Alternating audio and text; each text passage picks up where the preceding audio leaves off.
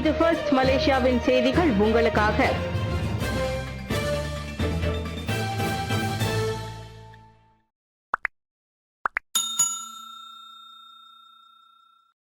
வழக்கமான பரிசோதனை மற்றும் ஆட்டோகேட் பரிசோதனைகளுக்கும் கடப்புதடை பயன்படுத்த முடியும்.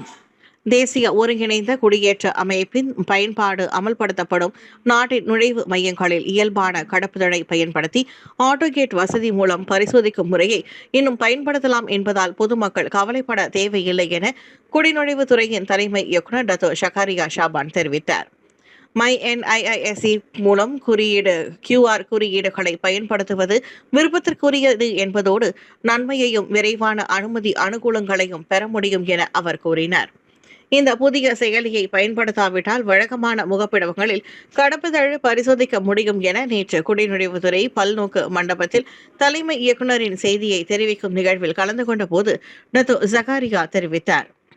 முன்னதாக ஜனவரி 15ஆம் தேதி முதல் மை NIISE நடமாடும் பயன்பாட்டை பயன்படுத்தும் மலேசியர்களுக்கு உள்துறை அமைச்சு ஒற்றை உள்நுழைவு தளமாக மை டிஜிட்டல் ஐடியை பயன்படுத்த தொடங்கும் என்று ஊடகங்கள் செய்தி வெளியிட்டன.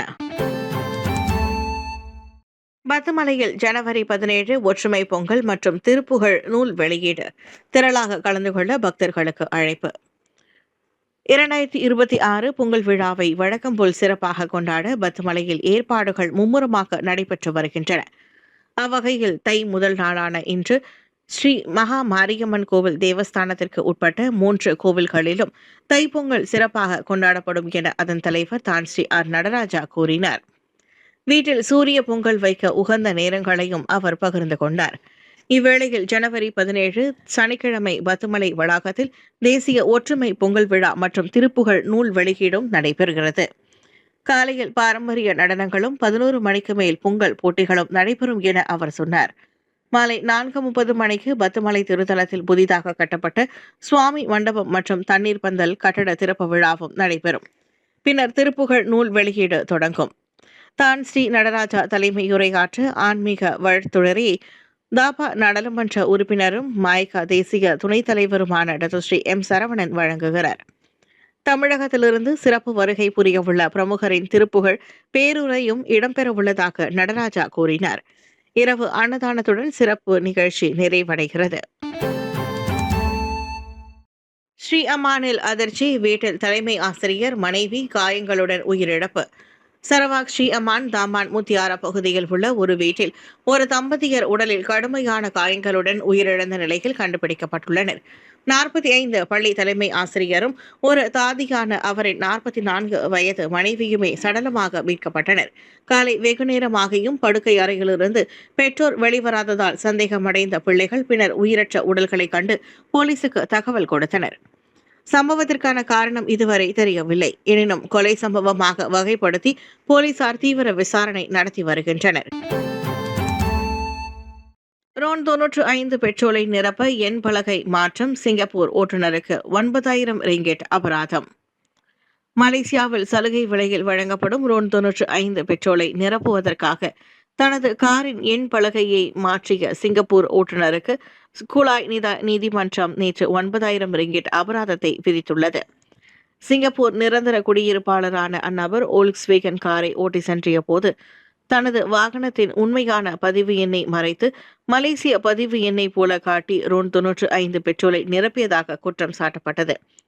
இந்த சம்பவம் கடந்த ஜனவரி 2ஆம் தேதியன்று குலாய் மாவட்டத்தில் உள்ள ஜொகூர் பாரு அயர்ஹிதாம் சாலையில் அமைந்துள்ள ஒரு பெட்ரோல் நிலையத்தில் நடைபெற்றதாக தெரிவிக்கப்பட்டது. சந்தேக நபர் குற்றத்தை ஒப்புக்கொண்டுள்ளதை அடுத்து நீதிமன்றத்தில் அவருக்கு அபராதம் விதிக்கப்பட்டது. அபராதம் செலுத்த தவறினால் 9 மாதங்கள் சிறை தண்டனை விதிக்கப்படும் எனவும் உத்தரவிடப்பட்டுள்ளது. 1,17,000 ரிங்கெட் ஊழல் வழக்கில் ஓய்வு பெற்ற போலீஸ் அதிகாரி உட்பட 6 போலீஸ்காரர்கள் MACC-யால் தடுத்து வைப்பு. பொழுதுபோக்கு மையங்கள், உடம்பு பிடி நிலையங்கள், சட்டவிரோத சூதாட்டம் போன்றவற்றை நடத்தி வந்த 2 நிறுவனங்களின் உரிமையாளர்களுக்கு எதிராக நடவடிக்கை எடுக்காததற்காக சுமார் 1,17,000 ரிங்கெட் லஞ்சம் கேட்டு பெற்ற சந்தேகத்தின் பேரில் 6 போலீஸ்காரர்கள் உட்பட ஓய்வு பெற்ற ஒரு போலீஸ் அதிகாரி ஆகியோரை பினாங்கு ஊழல் தடுப்பு ஆணையமான MACC தடுத்து வைத்துள்ளது. நேற்று காலை பினாங்கில் உள்ள ஜார்ஜ் டவுன் மேஜிஸ்ட்ரேட் நீதிமன்றத்தில் MICC தாக்கல் செய்த மனுவை தொடர்ந்து அனைத்து சந்தேக நபர்களுக்கும் ஜனவரி 18ஆம் தேதி வரை 5 நாள் காவலில் வைக்க நீதிபதி ஷஹீரா அப்துல் சலீம் உத்தரவு பிறப்பித்தார்.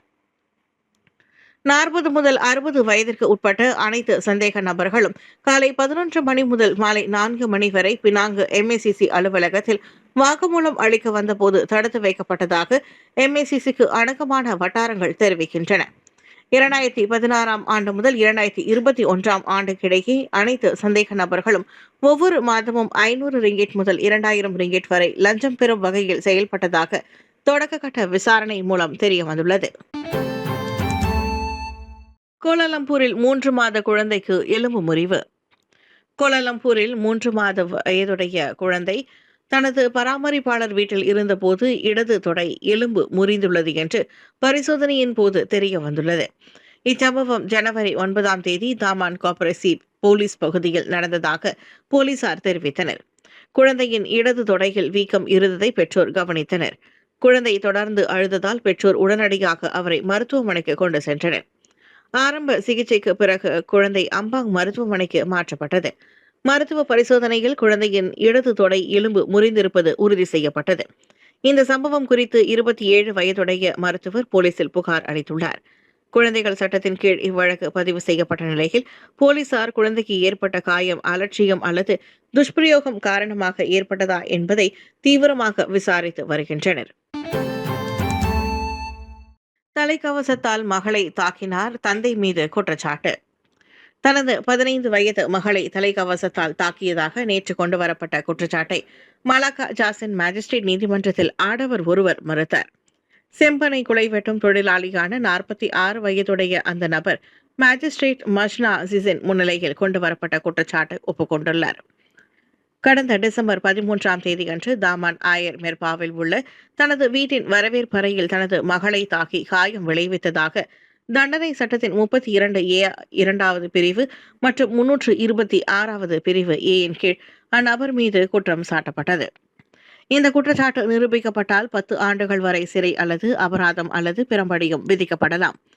அந்த நபருக்கு 4000 ரிங்கெட் ஜாமீன் அனுமதிக்கப்பட்டதோடு இந்த குற்றச்சாட்டு மீண்டும் பிப்ரவரி 4ஆம் தேதி மறுவாசிப்புக்கு செவிமடுக்கப்படும்.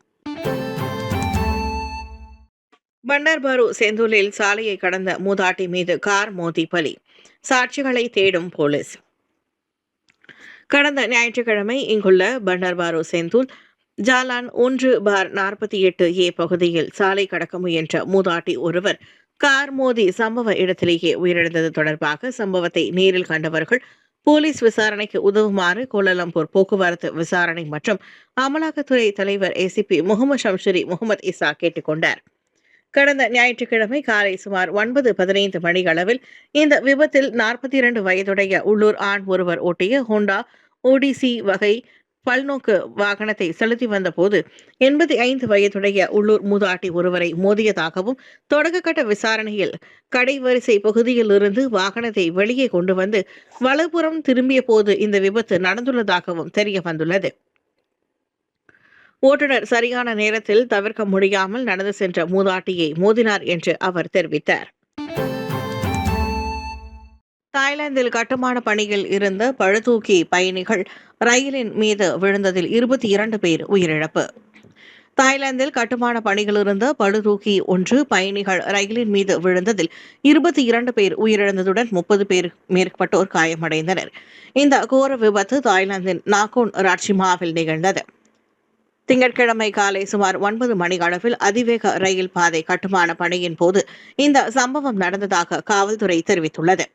ரயில் பாங்காக்கிலிருந்து உபோன் ராஜதானி நோக்கி சென்று கொண்டிருந்த நிலையில் அதில் 195 பயணிகள் இருந்தனர். சம்பவ இடத்திற்கு மீட்பு படையினர் உடனடியாக விரைந்து சென்று காயமடைந்தவர்களை மருத்துவமனைகளுக்கு அனுப்பி வைத்தனர். உயிரிழந்தவர்களின் எண்ணிக்கையை அதிகாரிகள் தொடர்ந்து உறுதிப்படுத்தி வருகின்றனர்.